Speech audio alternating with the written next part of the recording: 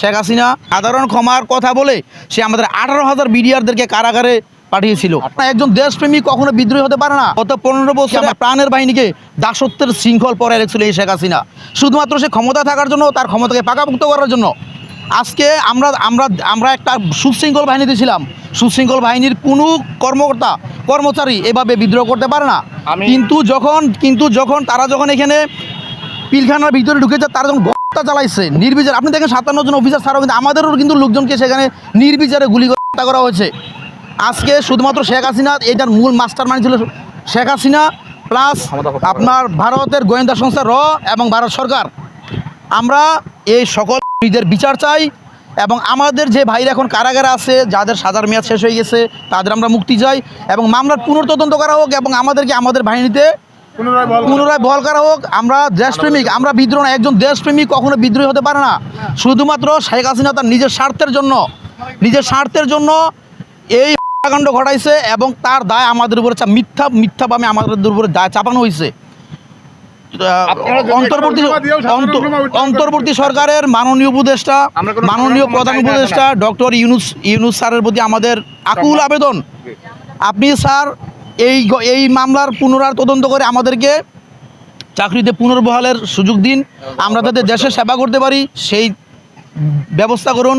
আপনারা দেখেছেন শেখ হাসিনা আমাদেরকে বলেছিল যে তোমাদেরকে সাধারণ ক্ষমা করে, কিন্তু সাধারণ ক্ষমার কথা বলে সে আমাদের 18,000 বিডিআরদেরকে কারাগারে পাঠিয়েছিল, যেটা আপনারা জানেন 18,000-এর অধিক এবং মিথ্যা সাক্ষী, সম্পূর্ণ মিথ্যা সাক্ষী। আপনারা ভাই প্রেসের লোক, মিডিয়ার লোক, আপনাদের কাছে সমস্ত তথ্য আছে, আপনারা জাতির সামনে এগুলো উপস্থাপন করেন।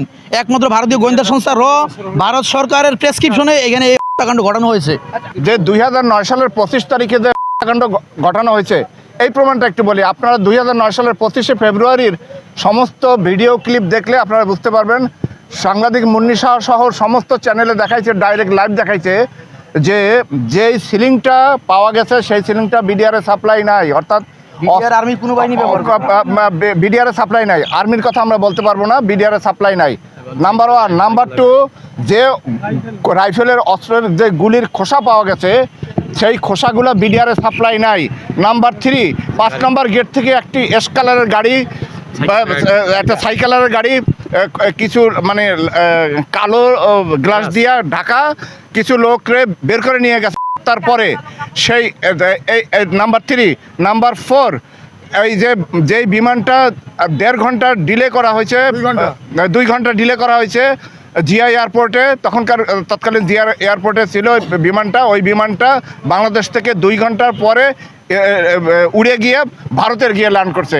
সব কিছু আপনাদের মানে সব কিছু মিডিয়ায়, ইলেকট্রনিক্স মিডিয়া আছে, আপনারা চাইলে এগুলো জানতে পারবেন। এবং আমি আরেকটু বলি যে আমাদের যারা বিডিআর সাধারণ সৈনিক, তারা প্রাণপ্রিয় অফিসারদের করবে, এইটা আমি বুক থেকে মানতেই পারি না, কখনোই না।